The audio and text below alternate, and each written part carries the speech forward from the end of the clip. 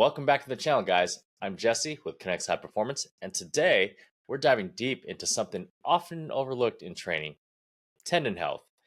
We're talking strength, stiffness, and length, the holy trinity of tendon performance.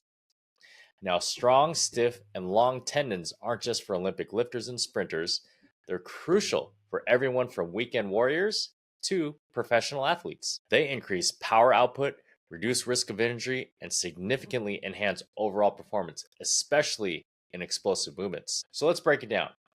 Tendon strength is the ability of the tendon to withstand high forces without tearing.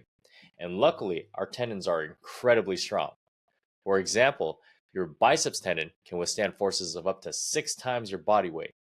Your quadriceps tendon can withstand forces up to 8 times your body weight. And your Achilles tendon can withstand forces up to 10 times your body weight. And your patellar tendon, well, it can withstand forces of up to 12 times your body weight. Now, let's talk about tendon stiffness.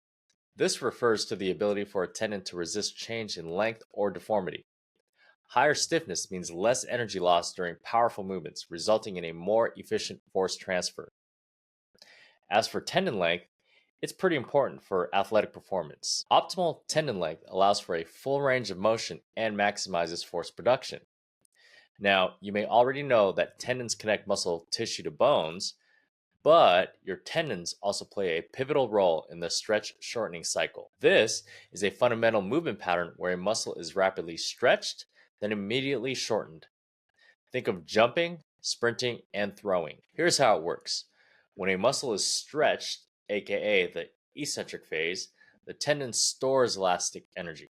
This energy is then rapidly released during the shortening phase, aka the concentric phase, generating significant power. Strong, stiff, and appropriately lengthened tendons are essential for efficient energy storage and release within this cycle. This translates into increased power output, enhanced performance in explosive sports, and a reduced risk of injuries. So, how do you train for the tendon trinity? Well, let's break it down. If you want to build tendon strength, you will need heavy loading. Concentrate your focus on exercises like squats, deads, and presses. Aim for 3 to 5 sets of 3 to 5 reps with 80 to 95% of your 1 rep max. Tendons respond well to an eccentric emphasis. Try lowering the weight slowly during each rep. Aim for about 2 to 4 seconds per eccentric. Another way to train for tendon strength is isometric holds. Try a pause at the most challenging point of a lift and hold it for 3 to 5 seconds. Now, what about training tendon stiffness? This is where plyometrics really become crucial. In fact, there's not a day that goes by in my facility where we aren't doing some type of plyometric. These can be simple but explosive exercises like bilateral or unilateral pogos. Try doing 3 sets of 10 to 15 repetitions for either variation. Or you can try more advanced exercises like box jumps and its many variations. Try doing 2 to 3 sets of 3 to 5 repetitions. Now, if you have established a solid general physical preparedness, you can try depth jumps with the same 2 to 3 sets of 3 to 5 repetitions or 2 to 3 ground contacts per set. Besides plyometrics, you can incorporate high velocity training. Now, the focus here is on exercises that involve fast movements, such as a power clean and snatches. Aim for 2 to 3 sets of 1 to 3 repetitions at 70 to 85% of your 1 rep max. Now, if Olympic lifts are not feasible at your current training age, then something simple like medicine ball throws work great. Aim for 2 to 3 sets of 5 to 8 repetitions. And finally, how do you train for tendon length? Well, incorporating eccentric training will be your best option. Slow, controlled movements can improve tendon length and range of motion. Here are some examples.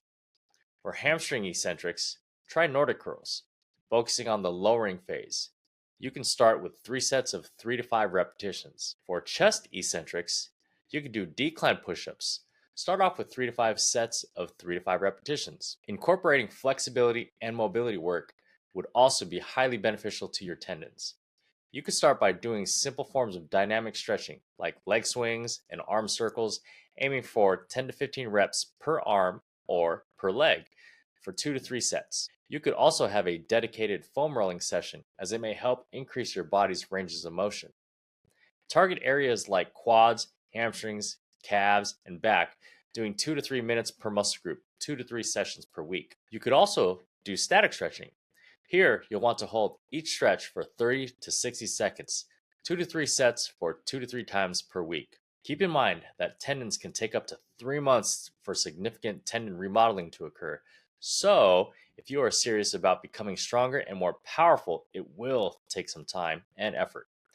Aim for 2 to 3 strength training sessions per week, but include plyometrics 1 to 2 times per week, and your flexibility and mobility work should be performed daily. Now, of course, we can't forget proper fueling for tendon health. We're specifically looking to stimulate collagen synthesis. Collagen synthesis is the process by which the body produces collagen, the main structural protein found in tendons, ligaments, and bones. And that starts with protein. Consume 0.75 to 1 gram of protein per pound of body weight daily to support collagen synthesis. Taking 500 to 1,000 milligrams of vitamin C daily also aids in collagen production. Consuming 4,000 to 8,000 IUs of vitamin D per day is recommended for optimal bone and tendon health. You could also try supplementing with zinc. 15 to 30 milligrams daily supports collagen synthesis and wound healing. Now that you know how to train and refuel your tendons, I need to reiterate that tendon adaptation takes time. Significant changes in tendon strength and stiffness can take several months of consistent training. Unfortunately, we also need to know that tendons also weaken, lose stiffness, and shorten over time if we don't train them. The two main factors as to why tendons weaken, lose stiffness, and shorten are number one, aging. Over time, tendons can become less flexible and more prone to shortening due to a decrease in collagen production and changes in tissue composition. Number two, you guessed it, inactivity. Prolonged periods of inactivity can lead to tendon shortening and decreased range of motion. Now, if you are my age and have been on a prolonged period of inactivity, you'll want to start off slow. Some upper body exercises to help recondition those tendons are push-ups, where you focus on the eccentric phase. Start with 3 sets of 8 to 12 repetitions. You could also do pull-ups, but if you can't do a pull-up, just incorporate isometric holds at the top position or focus on the eccentric phase. Do 3 sets of as many reps as possible. And face pulls. Emphasize controlled movements and full range of motion doing 3 sets of 10 to 15 repetitions. Some lower body exercises for reconditioning can be rear foot elevated split squats. Again, try to focus on the eccentric phase and maintaining good form. Do 3 sets of 8 to 12 repetitions per leg. Nordic hamstring curls. It's a challenging exercise, but really strengthens the hamstrings and Achilles tendon. Try 3 sets of 3 to 5 repetitions. Or if that's too difficult, you can do single leg Romanian deadlifts. Emphasize controlled movement and maintaining a neutral spine for 3 sets of 8 to 12 repetitions per leg. And now that you've started back on that journey to recondition your tendons, just remember, recovery is key. Make sure to prioritize adequate sleep with 7 to 9 hours per night. Understand that proper nutrition is essential for tendon repair and growth.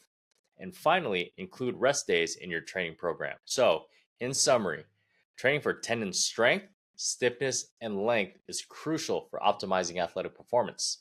By focusing on these key aspects, you can enhance power output, reduce injury risk, and improve overall movement efficiency.